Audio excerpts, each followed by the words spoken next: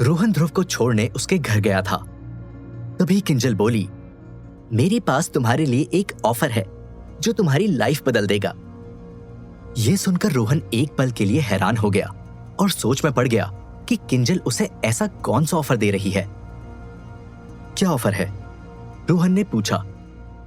मैं नोटिस कर रही हूं कि पिछले कुछ दिनों से ध्रुव तुमसे कुछ ज्यादा ही घुल मिल गया है, तो क्या तुम उसके केयरटेकर बनोगे? किंजल के इस ऑफर ने रोहन को चौंका दिया। वो डेफिनेटली ये ऑफर नहीं लेना चाहता था, क्योंकि वो पहले ही रिया को प्रोटेक्ट करने की जॉब में बिजी है। ऊपर से वो नाइट क्लब वाली जॉब अलग है। फिर रोहन को अपने मॉम डैड तक भी पहुंचना है, वहीं वो बिग बुल तक भी पहुंचना चाहता है और किंजल उसका वो माध्यम बन सकती है, इसलिए वो उसे भी नाराज नहीं कर सकता है।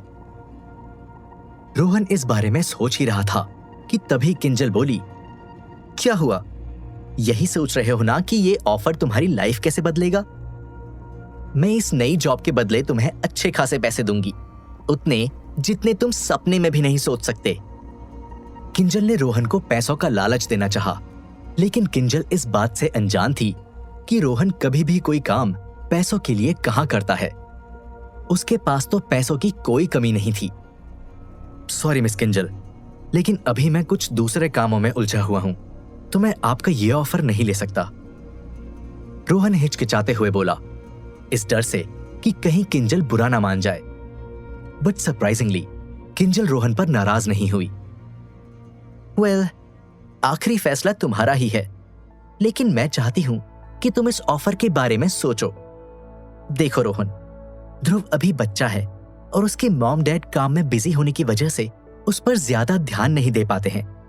हाँ, मैं कोशिश करती हूं कि उसे अकेलापन महसूस ना हो, लेकिन फिर भी अपने वर्क कमिटमेंट के चलते ध्रुव के साथ ज्यादा टाइम स्पेंड नहीं कर पाती हूं। इस पर रोहन बोला, हाँ, मैं ये सब समझ सकता हूं। ध्रुव को एक प्रॉपर केयर और किसी के साथ की जरूरत है, लेकिन मैं ही क्यों? आप उसके लिए कोई दूसरा केयरटेकर भी तो रख सकती हैं। यह सुनकर किंजल बोली, एक्चुअली मैंने भी कई केयरटेकर ट्राई किए थे, लेकिन ध्रुव के साथ किसी की बॉन्डिंग खास जमी नहीं। लेकिन जब वो तुम्हारे साथ होता है तो काफी खुश रहता है और मैं उसे बस खुश देखना चाहती हूं। अब रोहन भी किंजल के जज्बात समझने लगा था। देखिए, मुझे ये जानकर अच्छा लगा कि ध्रुव मेरे साथ खुश रहता है, लेकिन मेरे अपने भी कुछ पर्सनल गोल्स हैं, वर्क कमिटमेंट है, जिनके चलते मैं ध्रुव के साथ 24 घंटे नहीं रह सकता। लेकिन हाँ, कभी कभी जब भी मौका मिले तो मैं उसे थोड़ी बहुत कंपनी जरूर दे सकता हूं, और इसके लिए आपको मुझे कोई पैसे देने की जरूरत नहीं है। रोहन की ये बातें सुनकर किंजल बड़ी इंप्रेस हो गई। वो समझ गई कि रोहन उस टाइप का शख्स नहीं है जिसे पैसों से खरीदा जा सकता है। वैसे तुम काफी इंटरेस्टिंग बंदे हो रोहन। मे बी हमें किसी दिन साथ में लंच या डिनर करके बातें करनी चाहिए। मैं तुम्हारे बारे में और भी जानना चाहूंगी। किंजल रोहन को ध्यान से ऑब्जर्व करते हुए बोली, जरूर, हम किसी दिन बैठकर बहुत सी बातें करेंगे। रोहन एक हल्की सी स्माइल के साथ बोला। दरअसल वो भी इसी मौके की तलाश में था, ताकि वो बातों बातों में किंजल से बिग बुल से जुड़ी जानकारी निकलवा सके। ठीक है, तो फिर मुझे उस दिन का इंतजार रहेगा। Good night. इतना कह के किंजल अंदर जाने लगी। Good night miss Kinjal, Rohan ने जवाब दिया और किंजल को जाता देखकर वो भी वहां से चला गया। फिर देर रात रोहन आहूजा के बंगले पर आया। यहां हितेश और चेतन पहले से ही रोहन का इंतजार कर रहे थे। चेतन आज दिन भर मयंक को फॉलो करने में बिजी था, इसलिए वो रोहन को सारे दिन की रिपोर्ट देना चाहता था। वहीं रोहन भी चेतन से मयंक से जुड़ी हर जानकारी जानने को बेताब था, क्योंकि जब से रोहन ने मयंक को पठान के लोगों के साथ मिलकर रिया को मरवाने का प्लान बनाते देखा, तब से वो उसे लेकर 1% भी रिस्क नहीं लेना चाहता था। तो बताओ, क्या स्टेटस है मयंक का? रोहन ने चेतन से पूछा। इस पर चेतन ने गहरी सांस ली और डिसअपॉइंटमेंट के साथ बोला, कुछ खास नहीं। वो ज्यादातर टाइम या तो घर में रहता है या ऑफिस में। शायद उस दिन की घटना के बाद वो सतर्क हो गया है। उसे अब यकीन है कि कोई उसका पीछा कर रहा है, इसलिए वो इन दिनों ज्यादा किसी से नहीं मिल रहा है। हाँ, बस सारा दिन फोन में जरूर लगा रहता है, शायद अपनी गर्लफ्रेंड से बात करता है या फिर दुश्मन से। रोहन शक करते हुए बीच में बोला, ये भी हो सकता है। चेतन ने रिस्पॉन्स दिया। फिर रोहन ने कुछ सोच के बोला, एक काम करो, जब जब मौका मिले या शक हो तब तब मयंक पर नजर गड़ाए रखो। हो सके तो उसका फोन भी हैक करने की कोशिश करो, ताकि वो किससे क्या बात कर रहा है हम सुन सकें। रोहन की ये बात सुनकर चेतन ने हाँ में अपनी गर्दन हिला दी। अगली सुबह रोहन रिया को गार्डन में ट्रेनिंग दे रहा था। मायरा से फाइट का मुकाबला करने में अब कुछ ही दिन बचे थे। ऐसे में रिया जी तोड़ मेहनत कर रही थी। उसमें पहले से काफी इंप्रूवमेंट भी हुआ था। तभी रोहन ने रिया की ट्रेनिंग और हार्ड करने के लिए अपनी पावर थोड़ी सी बढ़ा दी, ताकि वो रिया को और पुश कर सके। इससे रिया की परफॉर्मेंस डाउन होने लगी, लेकिन वो फिर भी अपनी पूरी कोशिश कर रही थी। उधर दूर खड़ी मायरा रिया को स्ट्रगल करता देखकर मन ही मन हंस रही थी। उसे पूरा कॉन्फिडेंस था कि रिया उसके आगे टिक नहीं पाएगी। रोहन के सामने रिया को कमजोर पड़ता देखकर मायरा भी वहां आग में घी डालने पहुंच गई। अरे रे, बेचारी रिया, देखो कितनी मेहनत कर रही है मुझे हराने के लिए, लेकिन मेरी प्यारी बहना, तुम बस अपना और रोहन का टाइम ही बर्बाद कर रही हो। मेरे आगे तुम 1 मिनट भी नहीं टिक पाओगी। इसलिए बेहतर यही होगा कि अभी से हार मान लो और अपनी हड्डियां तोड़वाने से बचा लो। मायरा के ये ताने सुनकर रिया को बड़ा गुस्सा आया। फिर पता नहीं कैसे उसमें अचानक से एक पावर की लहर दौड़ पड़ी और वह पहले के मुकाबले डबल एनर्जी के साथ रोहन पर अटैक करने लगी। रिया का ये जोश देखकर जहां रोहन इंप्रेस हो गया, तो वहीं मायरा का मुंह उतर गया। रिया ने बिना कोई शब्द कहे मायरा की बोलती बंद कर दी। रिया को अच्छा परफॉर्म करता देखकर मायरा अपने कमरे में चली गई और अकेले ही ट्रेन करने लगी। वो रिया को लेकर कोई रिस्क नहीं लेना चाहती थी, क्योंकि यदि रिया ने रोहन के सामने उसे धूल चटा दी तो उसकी इज्जत का फालूदा हो जाएगा। और वो जो अब रोहन को मन ही मन चाहकर उसके साथ घर बसाने का सपना देख रही थी, वो घर भी बसने से पहले ही चकनाचूर हो जाएगा। कुछ देर बाद रिया, रोहन और हितेश आहूजा कॉरपोरेशन के लिए निकल गए। चेतन कल की तरह मयंक पर नजर रखने के लिए उनके साथ नहीं गया। उनकी गाड़ी आहूजा कॉरपोरेशन तक पहुंची ही थी कि तभी रोहन के मोबाइल पर एक मैसेज आया। लगता है जाकिर को किसने मारा ये जानने में तुम्हें इंटरेस्ट नहीं है। मेरा ऑफर सिर्फ आज रात तक ही वैलिड है, आ सकते हो तो आ जाओ। ये पढ़कर रोहन समझ गया कि ये उसी अनजान शख्स का मैसेज है जो रोहन से मिलना चाहता है। तभी रोहन ने उस मैसेज का रिप्लाई करते हुए लिखा, अपना नाम और मिलने की जगह बताओ, मैं आ जाऊंगा। कुछ ही सेकंड में सामने से मैसेज आया, नाम Lankesh, address sunrising hotel. Lankesh? अब ये कौन है? रोहन सोचते हुए बोला। फिर उसके दिमाग में ख्याल आया कि इस लंकेश से मिलने से पहले उसे जिग्नेश अंकल से मिल लेना चाहिए, उन्हें सारी खबर रहती है। ऐसे में रोहन ने रिया और हितेश को आहूजा कॉरपोरेशन ड्रॉप कर दिया और वो खुद जिग्नेश शाह से मिलने चला गया। कुछ समय बाद रोहन जिग्नेश के ऑफिस के अंदर चला गया। यहाँ कुछ देर इंतजार करने के बाद जिग्नेश ने उसे अपने कैबिन में बुला लिया। क्या बात है रोहन, आज अपने जग्गू अंकल की याद कैसे आ गई? काफी दिनों से मिले नहीं, कहीं मुझे भूल तो नहीं गए? जिग्नेश ने रोहन को गले लगाते हुए कहा, नहीं जग्गू अंकल, भला आपको कोई कैसे भूल सकता है?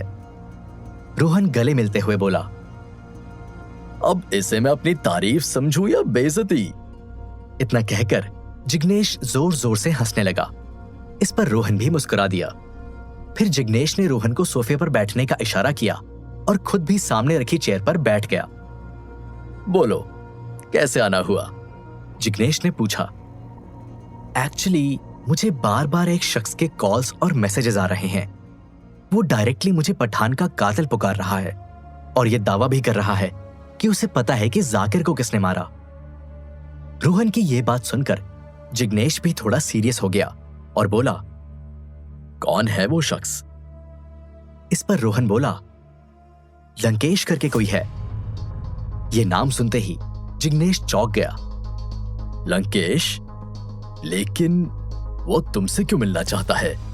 और उसका पठान, जाकिर, इन सब से क्या लेना देना है? जिग्नेश कंफ्यूज होकर सोचने लगा। वैसे ये लंकेश है कौन? क्या आप उसे जानते हैं? रोहन ने जिज्ञासा लेते हुए पूछा। इस पर जिग्नेश बोला, लंकेश सिंगापुर का राइजिंग डॉन है। वैसे तो वो हमेशा लो की रहना पसंद करता है, लेकिन पिछले कुछ समय से वो थोड़ा एक्टिव हो गया है। शायद अब उसे ऊपर उठना है और बड़ा और ताकतवर बनना है। लेकिन फिर भी एक बात समझ में नहीं आई कि वो तुमसे क्यों मिलना चाहता है। यह सुनकर रोहन कुछ सोचने लगा और फिर बोला, तो क्या मुझे उससे मिलना चाहिए? इस पर जिग्नेश ने कुछ सोचा और कहा, हाँ, मिलने में कोई हर्ज नहीं है, लेकिन थोड़ा सावधान रहना। उसे सब कुछ मत बताना। जो भी करो बस सोच समझ कर करना। जल्दबाजी में कोई फैसला मत लेना। इस पर रोहन ने हाँ में अपनी गर्दन हिला दी। फिर जिग्नेश ने पूछा, और नाइट क्लब में तुम्हारी जॉब कैसी चल रही है? कोई दिक्कत तो नहीं आ रही? नहीं जग्गू अंकल, सब बढ़िया चल रहा है, रोहन बोला। गुड। और तुम्हारा बिग बुल तक पहुंचने का काम कैसा चल रहा है? किंजल कपूर के साथ कुछ बात आगे बढ़ी? जिग्नेश ने इंटरेस्ट लेते हुए पूछा। इस पर रोहन बोला, शुरुआत में मिस किंजल के साथ दिक्कतें जरूर आई, लेकिन अब सब कुछ स्मूथली चल रहा है। उनसे मेरे रिश्ते बेहतर हो रहे हैं। मुझे उम्मीद है कि जल्द मैं उनसे बिग बुल से जुड़ी कोई ना कोई काम की जानकारी जरूर निकाल लूंगा। यह सुनकर जिग्नेश बोला, जो भी करना है जल्दी करना, क्योंकि पठान बिग बुल के वफादार नौकर का बेटा था। उसके घर का एक खास सदस्य था, तो वो ज्यादा दिनों तक चुप नहीं बैठेगा। इस पर रोहन ने हाँ में अपनी गर्दन हिला दी और जिग्नेश को अलविदा कह के वो वहां से आहूजा कॉरपोरेशन लौट आया। अब रोहन के दिमाग में लंकेश और जाकिर, ये दो चीजें चल रही थी। पहले वो रात में लंकेश से मिलने जाने वाला था, लेकिन उससे रहा नहीं गया, इसलिए वो आहूजा कॉरपोरेशन से फिर से निकलकर सनराइजिंग होटल जा पहुंचा। ये कोई बहुत बड़ा या आलीशान होटल नहीं था, बस एक मीडियम लेवल का ठीक ठाक होटल था। हालांकि यह होटल हमेशा लोगों से खचाखच भरा रहता था। इसकी वजह थी इस होटल की शानदार सर्विस और बेहतरीन खाना, जिसके चलते ये सिंगापुर के फेमस होटलों में शुमार था।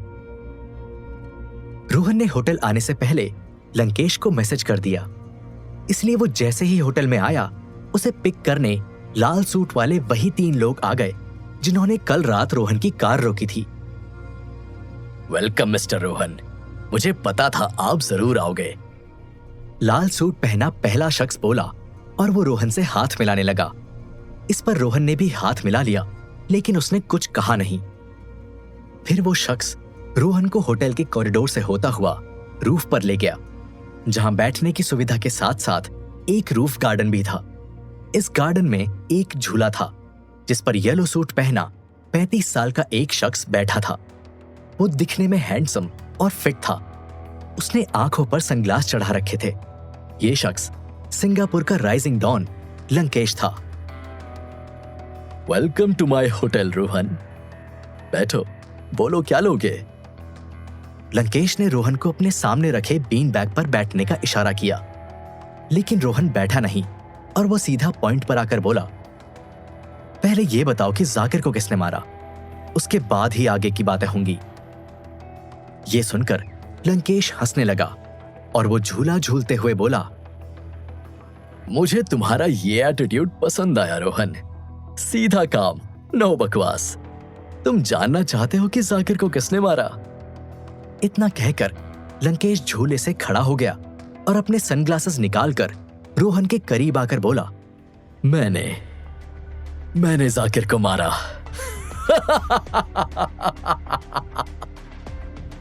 इतना कहकर लंकेश जोर जोर से राक्षसी हंसी हंसने लगा। उधर जाकिर के असली कातिल का नाम सुनकर रोहन के पैरों तले जमीन खिसक गई। तो अब क्या होगा आगे? आखिर क्यों लंकेश ने किया जाकिर का कत्ल और क्या चाहता है वो रोहन से? जानने के लिए सुनिए सीक्रेट मिलेनियर का अगला एपिसोड, सिर्फ